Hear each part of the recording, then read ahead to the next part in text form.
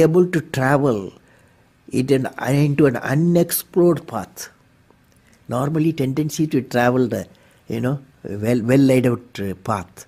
But the leader, he takes a path of untraveled path.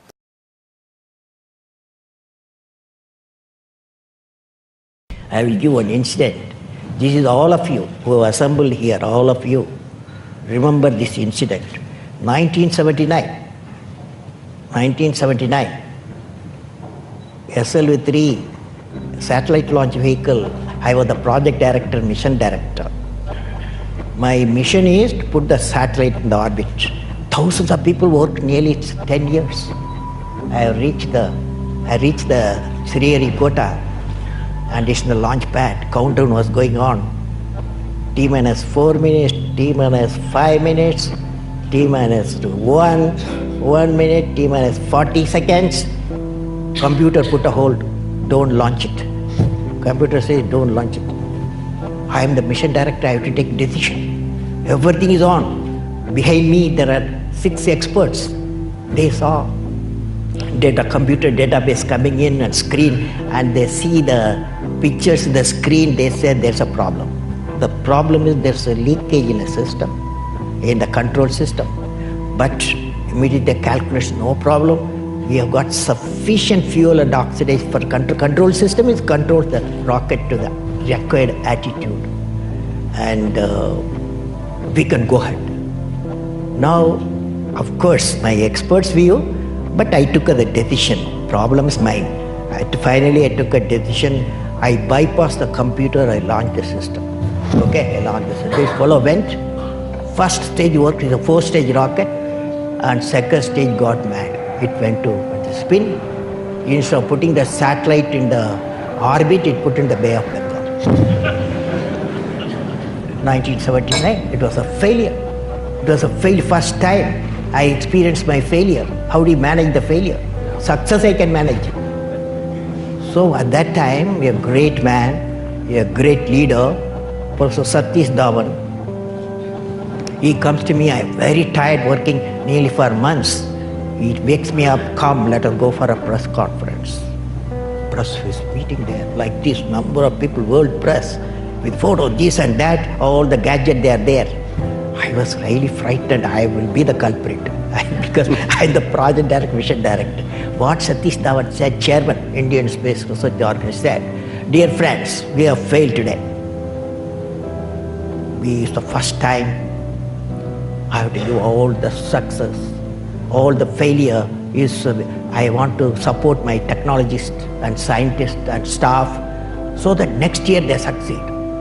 So he took the whole blame himself. And then media asked, you have put Bay of Bengal so many crores, you have put it. Like that, a lot of criticism. He received the criticism. He assured them in a year we will succeed with our team. It's a very good team. Next year, here only interesting happened. Next year, July 18th, 1980, when he succeeded, Professor Dhawan said, you go and conduct the press conference. Do you follow what this means? It means when the failure occurred, the leader took it up. When the success came, he gives to his team.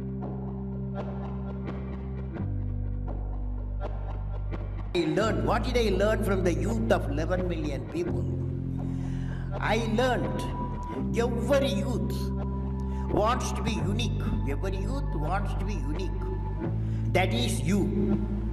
Every youth wants to be unique. That is you. But the world around you is doing its best day and night to make you just everybody else. Now, the question is whether you want to be you or everybody else. You want to be you, not everybody else. Now, if the question being like everybody else is convenient at the first glance, but not satisfying in the long vision.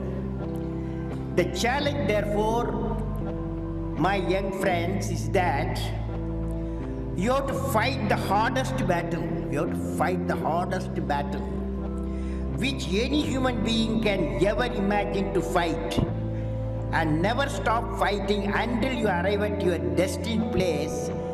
That is the unique you. To get the unique you, it's a big battle. The battle means you don't need to take a gun. The battle means you have to have 4 unique things. 4 unique tools you must have in that battle.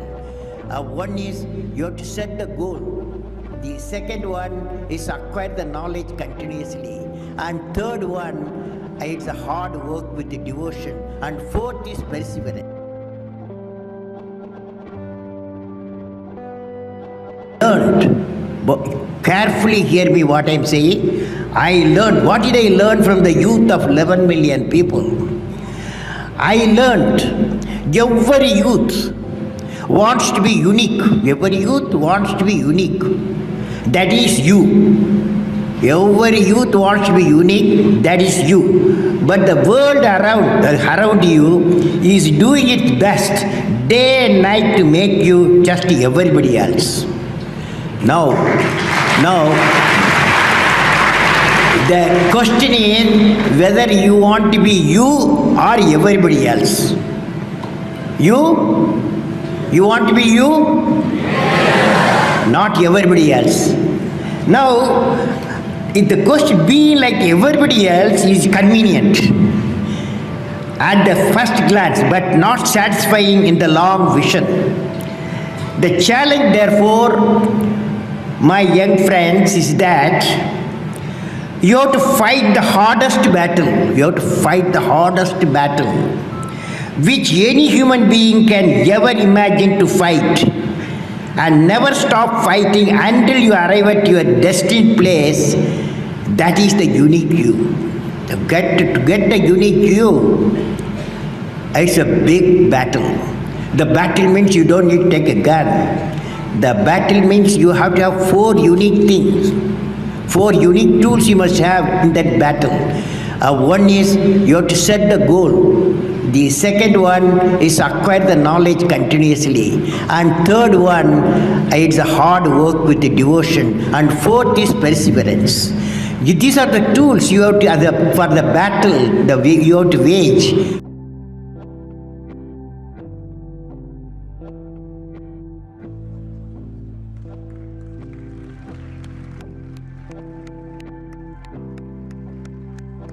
Ladies and gentlemen, I am indeed delighted to be with the honorable members of the European Parliament on the occasion of the Golden Jubilee year of the European Union. I am reminded of the dream of an Indian poet, Kaniyan Pungundranar, who articulated in 3000 years back in Tamil classic Purananur. He says, Yadum Ure Yavaran Kelis, which means I am a world citizen. Every citizen is my own kith and kin, he said 3000 years back. Now what we need is a carrier of eternal goodness and wholesomeness in human contact, which is called righteousness. As we say in India, where there is righteousness in the heart, there is beauty in the character. When there is beauty in the character, there is harmony in the home. When there is harmony in the home, there is an order in the nation. When there is order in the nation, there is peace in the world.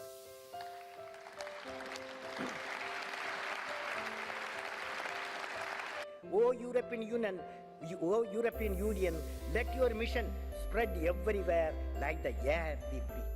That's the point.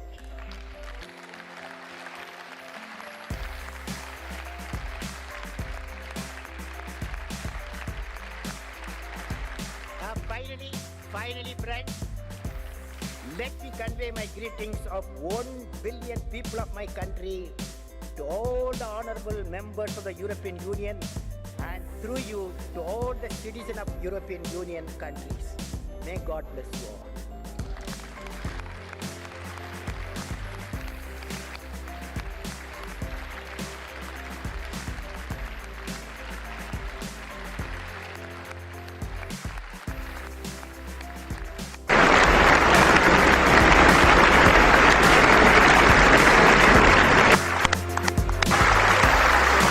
Mr. President Abdul Kalam, in the name of the European Parliament, I want to thank you for this important and inspiring speech. This was one of the most extraordinary speeches we have ever heard.